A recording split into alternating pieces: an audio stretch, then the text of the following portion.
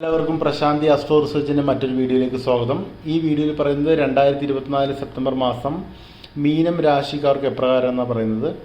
പുരുട്ടാതിയുടെ അവസാന കാൽഭാഗവും ഉത്രട്ടാതിയും രേവതി ഉൾപ്പെടുന്നതാണ് മീനം രാശി. അവർക്ക് സെപ്റ്റംബർ മാസത്തെ ഗ്രഹസ്ഥിതി ഒന്ന് പരിശോധിക്കാം. സൂര്യൻ 6, ബുധൻ 6, ശുക്രൻ 7-ാം ഭാവത്തിൽ, കേതു 7-ാം ഭാവത്തിൽ, ചൊവ്വ 4-ാം ഭാവത്തിൽ, രാഹു 1-ാം ഭാവത്തിൽ, ശനി 12-ാം ഭാവത്തിൽ, വ്യാഴം 3-ാം ഭാവത്തിൽ. ഇതാണ് ഇവരുടെ ഗ്രഹസ്ഥിതി.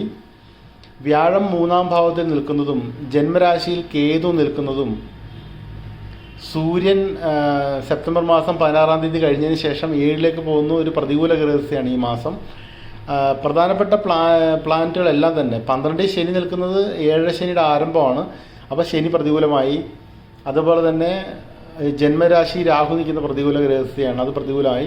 3-ൽ വ്യാഴം ദുസ്ഥാനമാർത്താണ് വ്യാഴം നിൽക്കുന്നത്. പ്രധാനമായും കാലം നമുക്ക് മോശമാണ് എന്ന് തിരിച്ചറിയുക.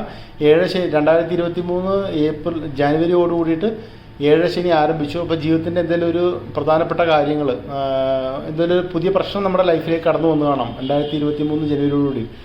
അപ്പോൾ ആ ഒരു പ്രശ്നത്തെ മാനേജ് ചെയ്ത് നമ്മൾ കഴിയുമ്പോൾ 7 ശനി തീരുമെന്നുള്ളതാണ് അതിൻ്റെ ഒരു പൊതുവിൽ കാണുന്ന ഒരു പ്രതിഭാസം. അപ്പോൾ ചിലർക്ക് വിവാഹം കഴിക്കുക, പ്രതീക്ഷിക്കാത്തൊരു വിവാഹം കഴിക്കേണ്ടി വരിക, അതിൻ്റെ കുഴപ്പങ്ങളോട് ഒരു 7 വർഷം കഴിഞ്ഞു പോവുക.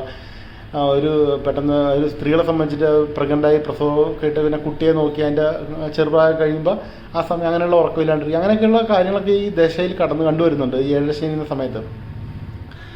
അപ്പോൾ അതിൻ്റെ ഒരു ആരംഭമാണ് 2023 മുതൽക്ക് നമ്മൾ മനസ്സിലാക്കിയിരിക്കുക. ഇപ്പോൾ അതിൻ്റെ ആരംഭഘട്ടത്തിലാണ്. ഇപ്പോൾ വ്യാഴം ഒന്ന് പിഴച്ചത് കൊണ്ട് നമുക്ക് ഈ കഴിഞ്ഞ ഏപ്രിൽ മാസത്തോടുകൂടി, ഏപ്രിൽ അവസാനത്തോടുകൂടി നമുക്ക് 4-5 മാസമായിട്ട് കടുത്ത ടെൻഷൻസൊക്കെ ഉണ്ട്. അപ്പോൾ അതിനൊക്കെ ഒരു ആശ്വാസമുള്ള ഈ ചെറിയ ഗ്രഹങ്ങളായിട്ടുള്ള സൂര്യൻ, ശുക്രൻ, ഇതൊക്കെ നമ്മുടെ ഒരു ഫേവറിൽ നിൽക്കുന്നതുകൊണ്ട് നമുക്കൊരു ആശ്വാസത്തോടെ കിട്ടും ഈ മാസം. എന്നാൽ പോലും ശനി, വ്യാഴം, രാഹു എന്നിവയൊക്കെ നമുക്ക് പ്രതികൂല ഗ്രഹസ്ഥിതിയിലായതുകൊണ്ട് നമ്മുടെ കാലം നമുക്ക് അനുകൂലമായിട്ടില്ല, ഒരു പരീക്ഷണഘട്ടം തന്നെയാണെന്ന് മനസ്സിലാക്കിയിരിക്കുക. എന്നാലും കുറേ ആശ്വാസത്തിന് വകയുണ്ട്. നമുക്കതിലേക്ക് വരാം. അപ്പോൾ പറഞ്ഞതുപോലെ തന്നെ ശുക്രൻ 7 നിൽക്കുന്ന നമ്മുടെ ബന്ധങ്ങളിലൊക്കെ, കുടുംബ ബന്ധങ്ങളിലും ജീവിത പങ്കാളിയുടെ ബന്ധങ്ങളിലെ കുഴപ്പങ്ങൾ ഉണ്ടാവാണ്ട് ശ്രദ്ധിക്കുക. മറ്റ് പ്രണയബന്ധങ്ങളോ സൗഹൃദങ്ങളൊക്കെ ഉടലെടുക്കാൻ സാധ്യതയുള്ള സമയമാണ് ജന്മരാശിയിൽ ശുക്രൻ നിൽക്കുന്നതും 7-ൽ ശുക്രൻ ജന്മരാശിയെ നോക്കുന്നതൊക്കെ ഒന്ന് ശ്രദ്ധിക്കുക. ബന്ധങ്ങളിൽ കുഴപ്പങ്ങളുണ്ടാവാതിരിക്കാൻ ശ്രദ്ധിക്കുക. ചൊവ്വ നിൽക്കുന്നതുകൊണ്ട്, ചൊവ്വ 4-ാം ഭാവത്ത് നിൽക്കുന്നതുകൊണ്ട് നമ്മുടെ ടെൻഷനും നമ്മുടെ എന്താ പറയുക, ടെമ്പറൊക്കെ ഒന്ന് കൂടും. നമ്മൾ ഒരു ഇത്തിരി ദേഷ്യമൊക്കെ പെട്ടെന്ന് വരുന്ന രീതിയിലുള്ളൊരു ഇതായിരിക്കും ചൊവ്വ 4 നിൽക്കുന്നതുകൊണ്ട്. അതൊന്ന് ശ്രദ്ധിക്കുക. രാഹു ജന്മരാശി നിൽക്കുന്നതുകൊണ്ട് നമ്മുടെ ലഗ്നത്തിലാണല്ലോ രാഹു നിൽക്കുന്നത്, നമ്മുടെ ശാരീരികമായ അസ്വസ്ഥതകളൊക്കെ കൂടാം ഈ രാശിക്കാർക്ക്. വ്യാഴം 3 നിൽക്കുന്ന വ്യക്തിപരമായിട്ട് നമ്മുടെ സാമ്പത്തിക രംഗത്തിലൊക്കെ നമ്മൾ ഒരുപാട് നിരാശകളും ബുദ്ധിമുട്ടുകളൊക്കെ ഉണ്ടാക്കാനുള്ള കൈപ്പേര അനുഭവങ്ങൾക്ക് സാധ്യതയുണ്ട്.